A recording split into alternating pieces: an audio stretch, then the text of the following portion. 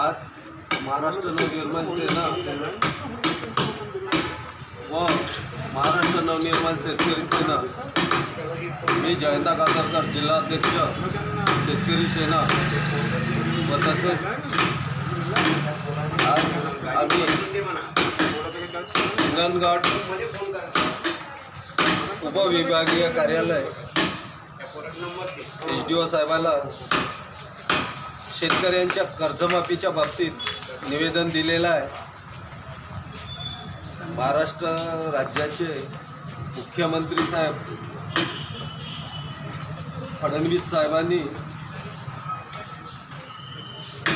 विधानसभा निवडणुकीत त्यांनी स्वतःच्या जाहीरनाम्यात शेतकऱ्यांची कर्जमुक्ती करतो, शेतकऱ्यांचा सातबारा कोरा करतो अशा पद्धतीचे आश्वासन दिले होते. आज निवडणूक संपली, भारतीय जनता पक्षाचं सरकार बसलं, मुख्यमंत्री म्हणून देवेंद्र फडणवीस साहेब मुख्यमंत्री झाले, अर्थसंकल्पीय अधिवेशन पण सुरू झालं. त्यात सुद्धा जाहीरनाम्यात असलेली कर्जमुक्ती याच्या बाबतीतला कुठलाही निर्णय घेण्यात आलेला नाही. कृपया फडणवीस साहेब, तुम्ही एवढं लक्षात ठेवा, ज्या शेतकऱ्यांच्या मतावर तुम्ही निवडून आले आहात त्यांना खोटे खाटे आमिष निवडणुकीच्या काळात दिलेले आहे. खोटे खाटे बोलवून तुम्ही आमचे मतं घेतले, जनतेला वेगवेगळ्या पद्धतीनं फसवणूक करून त्यांची दिशाभूल केली. मुख्यमंत्री स्वतःच्या हातात तुमच्या कायदा असताना, सर्व काही तुमच्याजवळ असताना तुम्ही आज आमच्या शेतकऱ्यांना कर्जमाफी करून नाही राहिले.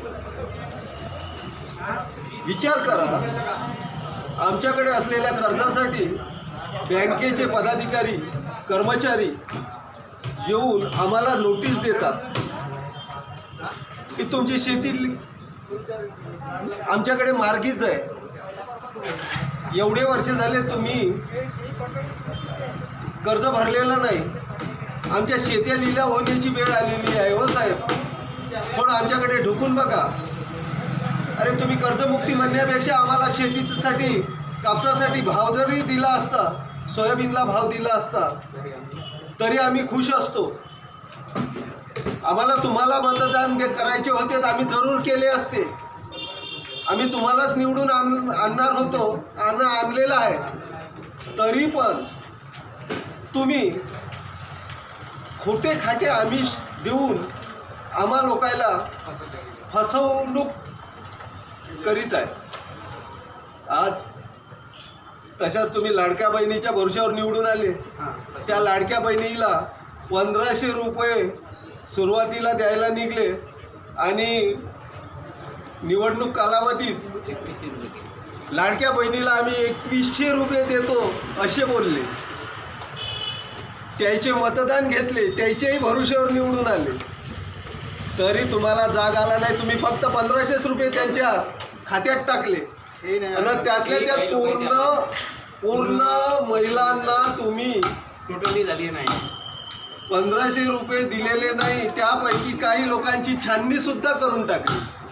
निवडणुकीच्या अगोदर का नाही बोलले होते का आम्ही तुमची छाननी करू? नंतर बोलल्यात काय अर्थ आहे? जेव्हा सत्ता तुमच्या हातात आहे तुम्ही हे करायला पाहिजे.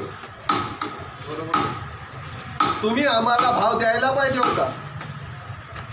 शेतकऱ्यांच्या मालाला भाव देऊ, कर्जमुक्ती करू, महिलांना 2100 रुपये देऊ, लाडक्या बहिणी, लाडके भाऊ, आवाज भाऊ, मावस भाऊ, तुम्ही ज्या योजना जमा केल्या ठीक आहे, मान्य आहे, केल्या तर केल्या, तुमच्या शब्दावर तुम्ही ठाम राहा. दुसरी गोष्ट, अपंगांचा प्रश्न आहे.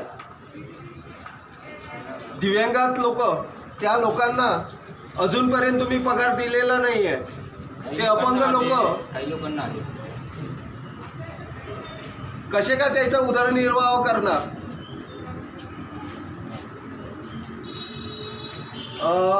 श्रावणबाळ योजनेचे त्यातल्या त्यात ते संजय गांधी निराधार लोक अशा वेगवेगळ्या लोकांचे तुम्ही पगार सुद्धा पाठवून नाही राहिले. याची दक्षता घ्या. तुम्ही जर हे लवकरात लवकर केलं नाही, महाराष्ट्र नवनिर्माण सेना, महाराष्ट्र नवनिर्माण शेतकरी सेना प्रामुख्यानं रोडवर येतील. याची दक्षता तुम्ही घ्या. आम्ही आमच्या मनसे स्टाईलला आंदोलन करून आणि रस्त्यावर उतरून पूर्ण रस्ता जाम करून टाकू. शासन कसं हलत नाही ते आम्ही बघू. जय हिंद, जय महाराष्ट्र.